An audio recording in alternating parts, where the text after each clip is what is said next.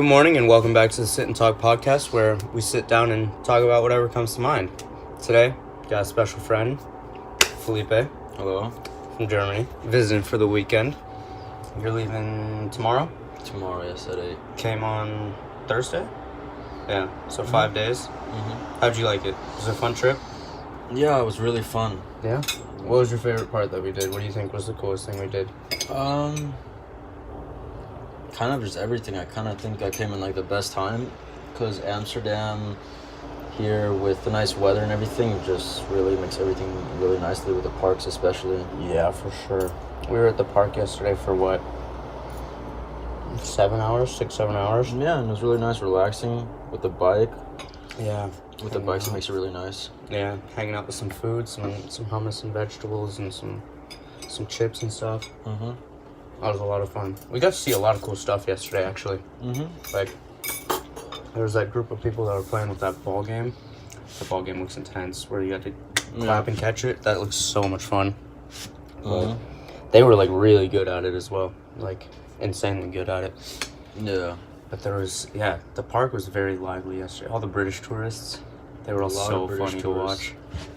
Those guys behind us that were selling the Nas balloons to everyone, those guys were, they were decked out in, what were they wearing? They were, like, wearing, like, bright yellow, like, they were so extravagant. I don't know exactly the colors they're wearing, but definitely when they talk and how they act, you can tell that they're British. Yeah. Usually British people tend to be very loud. Yeah, for sure. And one thing that's very popular there in Britland is Nas. Yeah. So a lot of tourists kind of go and try to find Nas. Yeah. And do that. Kind of sucks that that's why they come to Amsterdam. Just to get I'm sure there's other things, but kind of yeah. Amsterdam. A lot of British tourists do it because all the drugs and stuff like that and prostitution is all legal. I mean, it makes sense. It makes sense for them to come here to do all that.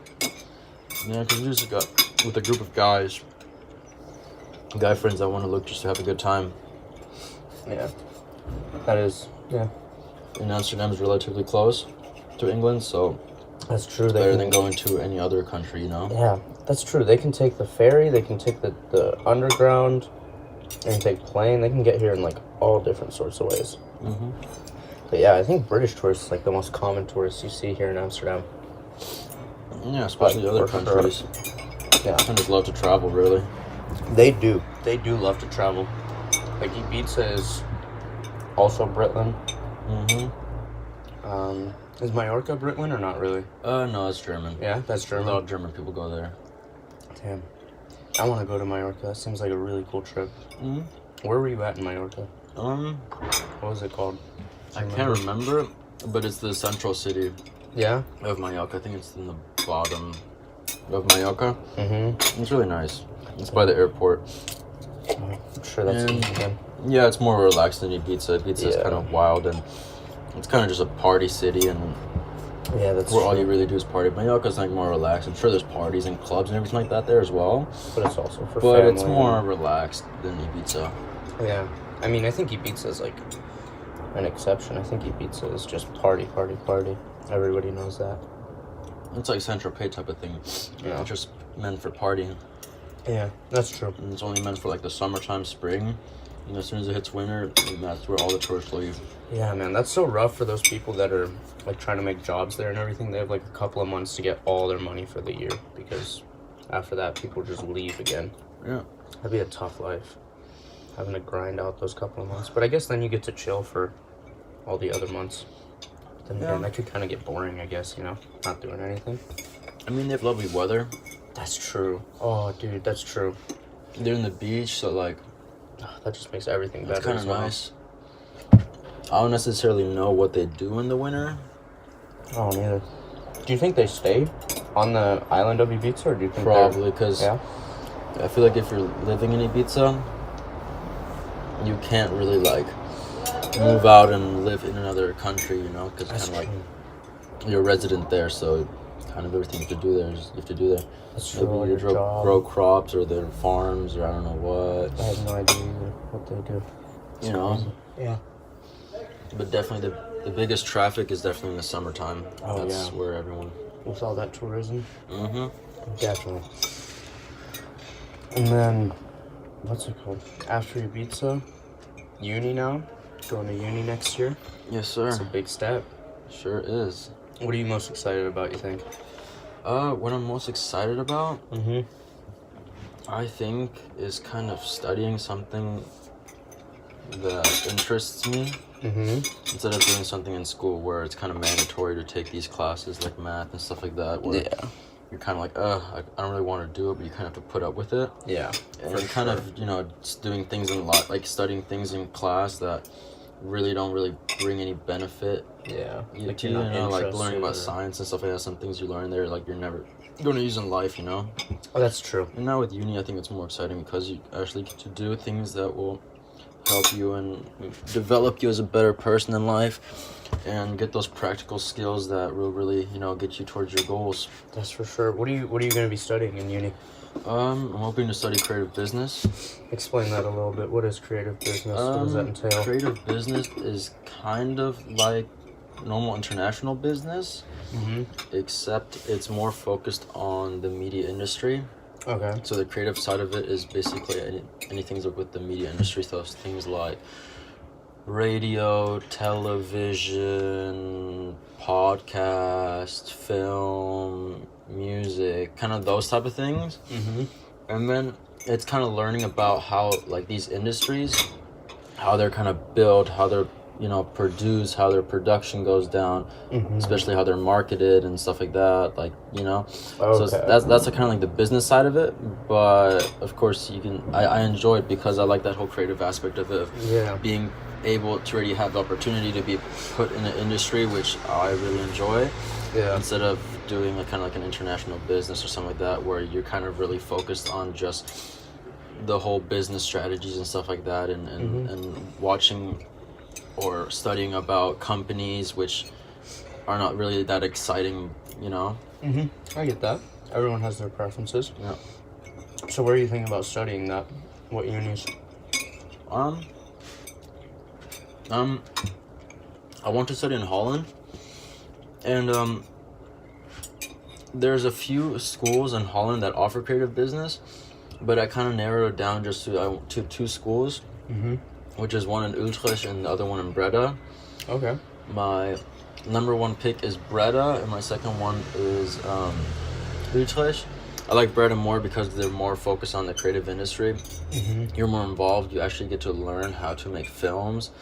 You learn how to create your own series. You can create your own radio show. Jesus. And you not only learn how to do that, but you also learn how to create those things and then market it. Whereas in Utrecht, you don't necessarily do that much creative industry, or don't do that much, but you still kind of are involved in the creative industry, but I like more like hands-on tasks. So are you more excited about the actual creating of whatever, a podcast or music or a radio, or are you more interested in like the marketing aspect of that and learning how to do that? Well, in Breda, I think they have a really good mixture between both. Because, of course, being too focused on how to create a film or stuff like that, that will take you more in like to filmmaking. Yeah, that's true. But as well, the whole thing of how to market and stuff like that, that will like help you develop skills that will like really help you within life, as in how you communicate with people, how you market things, because there you have to be very involved with talking with people. And just really hands-on. So then you have a good mixture that when you go into the industry, they have a good mixture between, I know how these industries actually, how they're created and stuff like that, and actually have the skills now to manage these things, to produce these things, and market and use the whole business aspect behind it. Damn. That's gonna be really fun for you, I think. Which campus do you like better? Which city do you like better? Have you visited both? I have, for the open days. And I mean, Utrecht, just hands-on, already like a great student city. There's a lot of students there. Very well known for that. There's a lot of schools there as well, so I think they're like, you won't really miss out with anything because you already have everything you need there. Breda, it's also nice. I never really heard of Breda before, but I haven't either. Until you mentioned it, I didn't know where that was. Yeah, I didn't either. It's under Rotterdam, but I don't really know too much about it. But so far, I think as long as you enjoy the course you have and you have some friends, then you really you'll have fun, really. Yeah, for sure. But I mean, yeah, Utrecht, the city is great, but I think Breda has just a way better course, in my opinion. That's fair. And I mean, you're in the Netherlands. It's like, it's an hour from here to Breda probably, because it's like 45 minutes to Rotterdam. So like, less like 27 minutes to Rotterdam. Or yeah, so 25. it's super short. So like, you'll be able to come visit everybody super easily. Yeah. Like if you really need to and stuff like that. Like that'll be easy. That'll be fine. Let me think. What else? Oh, you took a gap year this last year. How was that? Good.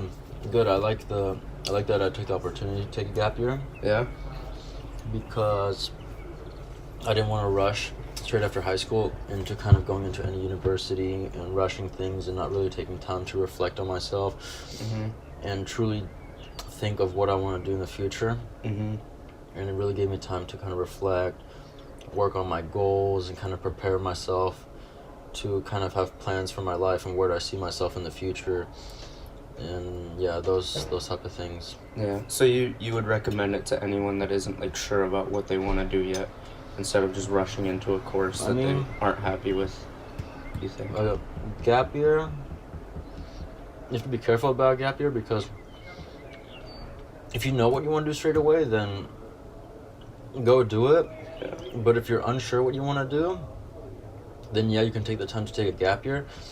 But you have to be responsible that you are going to complete the task of trying to know what it is what you want to do, because having so much time in your hands, free time, it can get very easily to get distracted and waste your time and procrastinating and not really doing the things that you promised yourself to do in the beginning. For sure. So definitely, it's a good idea, but definitely have a plan when you take the gap year. Yeah. Did you have a plan going into your gap year? Did you know somewhat like, oh, I want to get better at this, and this. I want to figure this out. Like... Yeah, somewhat. I mean, my number one priority was kind of the university, because straight out of high school, I literally had no clue what I wanted to study. I did a bunch of research on all these different topics and stuff like that. I went to multiple open days of things. I looked at different courses like fashion management, entrepreneurship, business in London. And really, I just try to like really see as much as I could, and definitely, if I didn't take the gap year, I probably would be lost. Yeah. And do you think you'd be in London right now if you didn't take the gap year? Do you think you would have just signed up for a course there? Well, I mean, because I know London was like really interesting for you. Yeah, really it were was. Looking at London for a while. I was like really into like kind of entrepreneurship, because I just thought it was cool and stuff like that, and I thought, yeah, it'd be nice. But then as soon as I went into an open day in London for school to look at that course, I started to notice that it's not actually what I thought it was. How so? And oh my, wow. That's crazy. I need to get the GoPro real quick. That's kind of cool. Look at what just came out. Oh my god. That's crazy. But... why do you think that course wasn't really for you? What really showed you like, oh, this isn't really I thought my kind of entrepreneurship thing would be a bit differently, more exciting, but it really, the word entrepreneurship doesn't hold much value in the course itself. It's kind of still like an international business course. Oh, okay. Like in an international business course, you can still have an entrepreneurship mindset and everything like that. But I was like, yeah, this is not really for me. It kind of still reminded me of this international. I thought it would be different from like international business, but it wasn't. So then I was like, yeah, definitely, this is not what I want to do. I was very fixed on it. I looked at like 10 schools in England that were offering entrepreneurship, and I had books and everything. I visited not all the campuses, but I talked to some of the counselors from there and stuff like that. But in the end of the day, I only went to one open day for the entrepreneurship, and I was like, yeah, this definitely not something I like. Do you think they were trying to use the word entrepreneurship to kind of market it and then get people in, and then it's just a normal international business course, or do you think that's really just what entrepreneurship is for them? I feel like kids who kind of have a big goal in starting their own business and becoming big businessmen kind of like the word entrepreneurship. They kind of think it's a big thing and they can, gain a lot of money and wealth and a lot of experiences and have a good future out of it. But I mean, sure, it can help you with that, but in reality, it's not that much more different from like international business, because I think in international business, you still kind of do partly a bit of entrepreneurship and learn a bit about how to create your own business and stuff like that. So necessarily, it's not really that much different. It still has some characteristics of just normal business, but yeah, that big of a difference, I don't necessarily think there is. Yeah. I mean, a lot of the uni courses overlap with each other, and a lot of stuff is the same in different courses and stuff like that, so it definitely would make sense that some of the entrepreneur stuff is also international business, because I know I take international business and I have entrepreneurship in my courses. That's what I have to take as well. So, I mean, everything's overlapping, but back to the gap year. What else did you do in the gap year? You got a DJ set. That's pretty cool. What do you think about doing with that? Like, what's your experience been with that? Yeah, I mean, not just DJing as well. I started learning how to play guitar. Oh, that's true. Yeah, you started playing guitar. Yeah, I mean, one thing I kind of want to pick up hobbies as well in the gap year, not just kind of like focusing on university things. Also, I've kind of found like some free time things to do. Yeah. I mean, of course, I still go to the gym and stuff like that, but despite from that, I was looking for other things, and I always knew that music was kind of something I wanted to do with from a young age. I always liked to listen to music. I kind of like almost every genre of music. I like to listen to it. I kind of have like a knowledge on it. So. That's for sure. You do listen to a lot of different kind of music. You really do.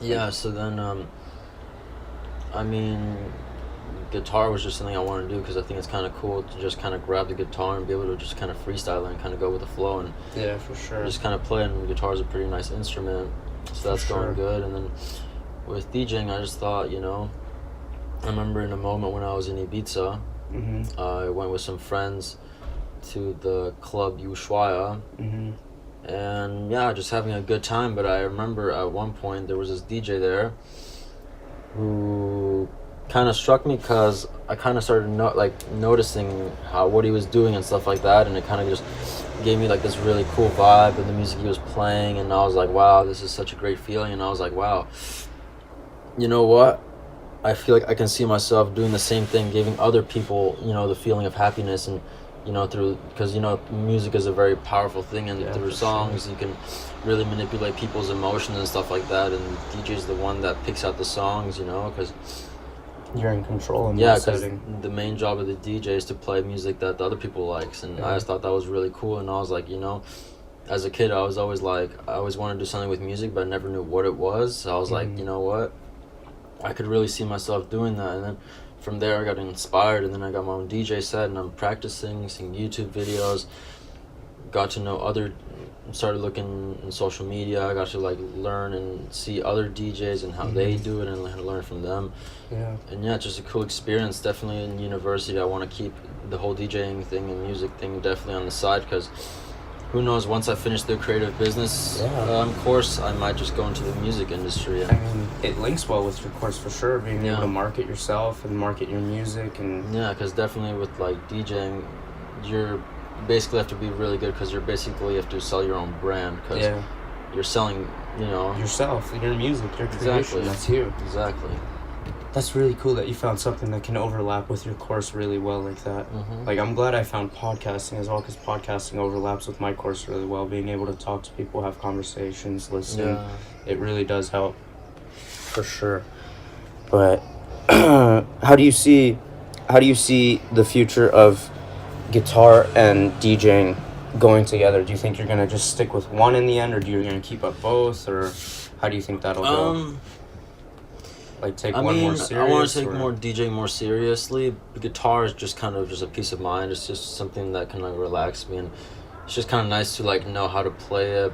But to go super ham and stuff like that, I'm not really too focused on that. It's just a nice skill I would like to pick up. But nothing crazy in the future and stuff like that. But definitely something nice to have on the side. For sure.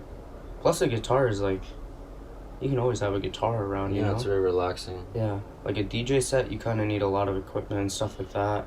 But a guitar is just a guitar. And then you got it. You're set. Yeah. You're set. Dude, I'm happy for you. I'm happy that you found a course that you really want to do. I'm happy you found some hobbies that you really are into right now. That's really cool. It's cool when you have like that motivation to stay doing whatever you're doing and not just fully stop and just take a gap year just to relax like some people do, you know? Yeah. It's really good that you found something that you can pursue. Yeah, I mean, a lot of people in their gap years, they like to do communities and service and go to other countries like, you know, like Katie's Cuba and stuff like that. I mean, it's a great opportunity in life. Like, not a lot of people get the opportunity to do that, and it's nice that you're helping, you know, other people in need and stuff like that. But of course, you still have to focus on yourself and on your future things. Yeah, for sure. For sure. Well, man, what was that, 23 minutes? It's a pretty good podcast, having some pancakes, doing a podcast. Yep. It's pretty good having you here. We had a lot of fun. Yeah, it was very fun. Yeah, I got to see a lot of stuff. I think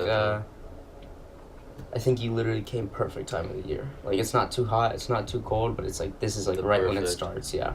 This is like definitely the perfect time to come. Oh, man. It was very fun. Wish you the best of luck on the future podcasts. Thank you, man. Thank you for being on my 7th. Big 7-0. Big 7. 007, 007, baby. Mm-hmm. All right. Oh, I need to do the outro. What am I doing? Thank you guys so much for listening. Yeah, I hope to see you guys next week where, I don't know, I think I might be interviewing Pari next week. I don't know. We'll see. We'll see what happens in her human collective ideas.